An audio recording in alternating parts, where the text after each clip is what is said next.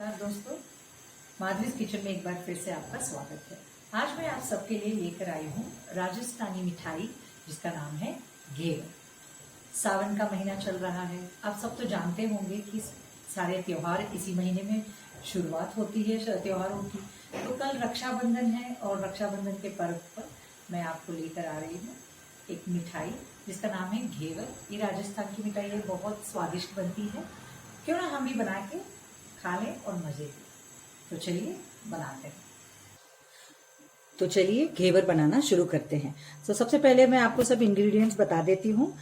यहाँ पे मैंने इस टेबल स्पून से 4 बड़े चम्मच ये चम्मच से घी लिया है और इसी चम्मच से मैंने 2 चम्मच बेसन का आटा लिया है। बेसन का आटा लेने से घेवर का कलर बहुत ही अच्छा आता है।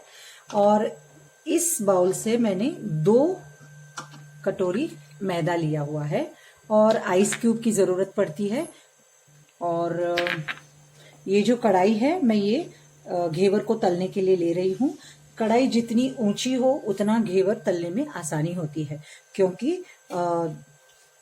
और ये जो है नींबू का रस है। ये मैंने इसी टेबल स्पून से 2 टेबल स्पून नींबू का रस लिया है। तो आइए शुरुआत करते हैं। अब सबसे पहले जो हमने ये घी लिया हुआ है बर्तन में, उसमें ये आइस क्यूब्स डालना है और इसको हिलाते रहना है।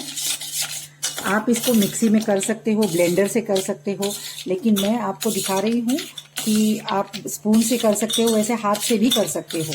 हमको इस घी को वापस मक्खन में कन्वर्ट करना है, ठीक है। तो हम इसको अच्छे से हिला के मक्खन में कन्वर्ट करते हैं।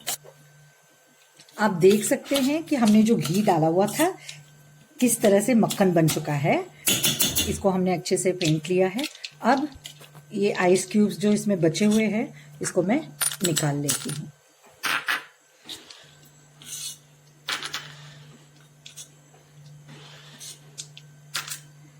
घेवर जो है वो बनाने के लिए हमें ठंडे पानी की ज़रूरत पड़ती है, आइस क्यूब्स की ज़रूरत पड़ती है, इसलिए मैंने आइस क्यूब्स यूज़ किया है। मक्खन बन चुका है।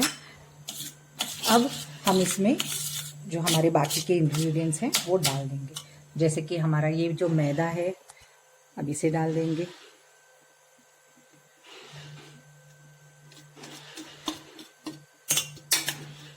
फिर ये बेसन का आटा जो रखा हुआ था। अब मैं इसी बाउल से ये जो ठंडा पानी मैंने फ्रिज में पहले ही ठंडे के लिए रख दिया था, तो इससे मैं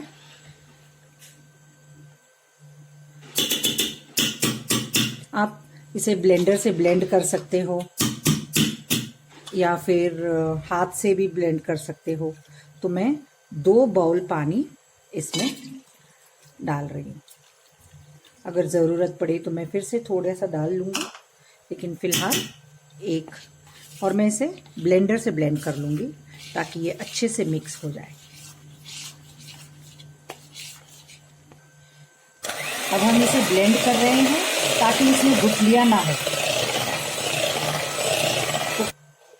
तो आप ये देख सकते हैं कंसिस्टेंसी, ये मुझे थोड़ी सी गाढ़ी लग रही है और घेवर के लिए थोड़ी सी पतली होनी चाहिए। तो मैं आधा बोल ठंडा पानी और डाल रही हूँ और थोड़ी देर और ब्लेंड कर लेती हूँ।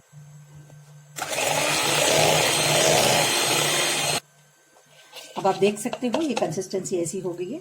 अब जो हमने नींबू का रस रखा हुआ था इसको भी ऐड कर लेते हैं और 1-2 मिनट के लिए और ब्लेंड कर लेते हैं।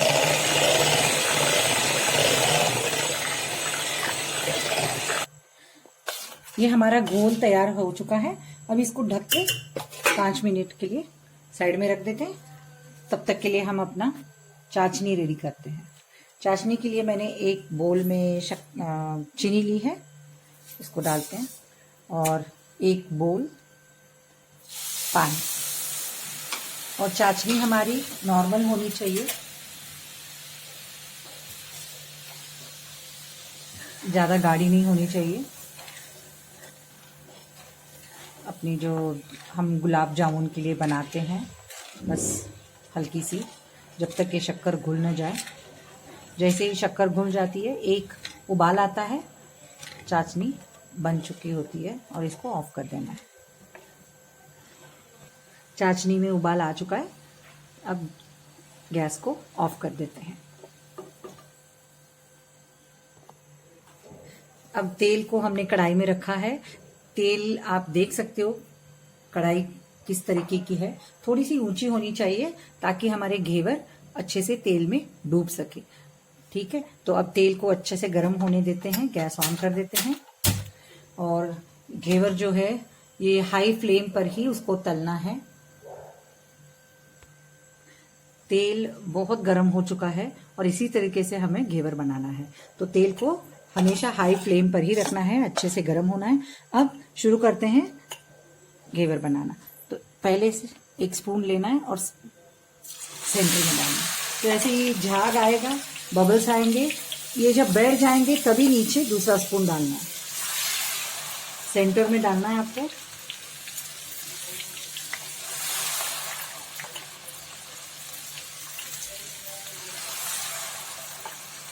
जैसे जैसे आप डालते जाओगे आप अपनी कंसिस्टेंसी देख लेना, जिस कंसिस्टेंसी मतलब मेरा जितना मोटा घेवर आपको चाहिए उस हिसाब से आप ऐड करते जाओ।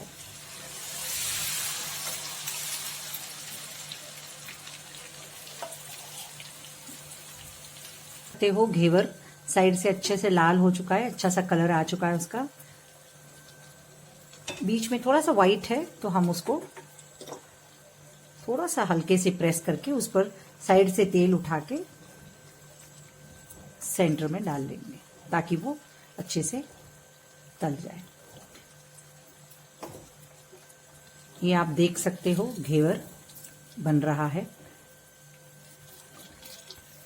ये देखो हमारा घेवर रेडी है बिल्कुल।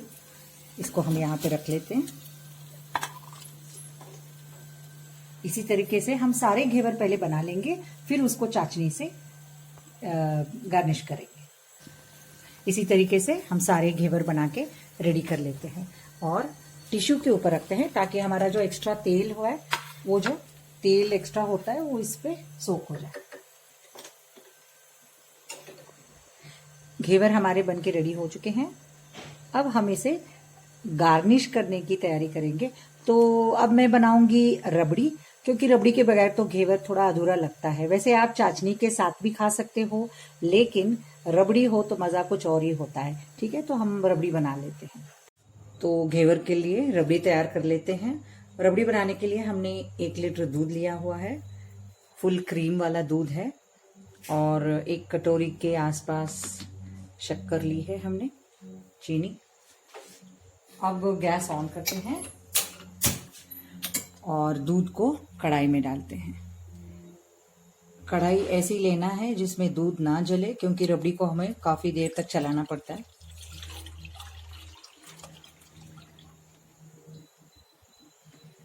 अब दूध को उबालना है। दूध को उबाल आते ही आंच को धीमा करके फिर चलाते रहना है। दूध में उबाल आ चुका है। दूध को अच्छे से हिलाते रहना है, आंच को थोड़ा सा मीडियम करके लगातार चलाते रहना है जब तक ये अच्छे से गाढ़ा नहीं हो जाता।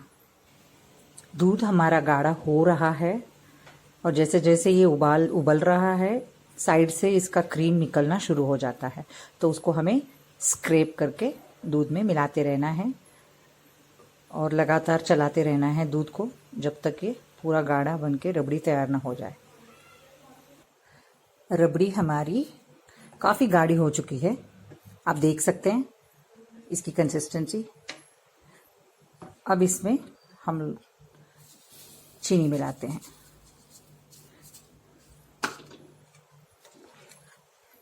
और कुछ देर के लिए और चलाते हैं। चीनी आप अपने हिसाब से जितना आप मीठा पसंद करते हो थोड़ा कम ज़्यादा कर सकते हो। रबड़ी बनके बिल्कुल तैयार हो चुकी है। ये देखिए इसकी कंसिस्टेंसी काफ़ी गाढ़ी बन चुकी है। ठंडी होने के बाद ये और भी गाढ़ी हो जाती है। क्योंकि हमको इसे घेवर के ऊपर स्प्रेड करना है तो इतनी कंसिस्टेंसी होनी चाहिए। तो अब रबड़ी हमारी तैयार है, तो घेवर के ऊपर स्प्रेड कर लेंगे। मैं इसमें थोड़ा सा इलायची डाल रही हूँ, इलायची पाउडर, ताकि इसका फ्लेवर और बढ़ जाए। बस अब गैस ऑफ कर देती हूँ और हमारी रबड़ी तैयार है।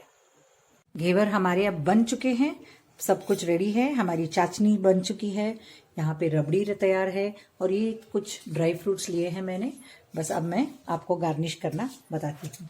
तो पहले हम बस ऐसे थोड़ा सा चाशनी फैला लेते हैं उस पर। चाशनी वैसे घेवर तो रबड़ी के साथ ही बड़ा अच्छा लगता है, बिना रबड़ी के भी खा लेते हैं, लेकिन चाशनी ज़रूरी है। चाशनी डाल चुकी हूँ, अब हम इस पे रबड़ी डाल देते हैं। रबड़ी डाल के खाने से मज़ा ही कुछ और होता है, बहुत ही स्वादिष्ट होती है ये मिठाई। और रक्षाबंधन है, आप भी बनाइए, भाइयों को अपने खिलाइए और मज़ा लीजिए। लेकिन मेरे चैनल को लाइक, शेयर और सब्सक्राइब करना मत भूलिए। हम इसको गार्निश कर लेते हैं। आपके पास जो भी ड्राई फ्रूट्स हैं आप अपने हिसाब से आप गार्निश कर सकते हो। इसमें पिस्ता भी डलता है, आप डाल सकते हो। रबड़ी अपने हिसाब से जितनी पसंद करते हो, थोड़ी मैं और डाल लेती हूँ। और ये हमारा घेवर बनके तैयार है। आप भी बनाइएगा, खाइएगा और मुझे बताइए लाइक करके कि कैसी लगी आपको। धन्यवाद।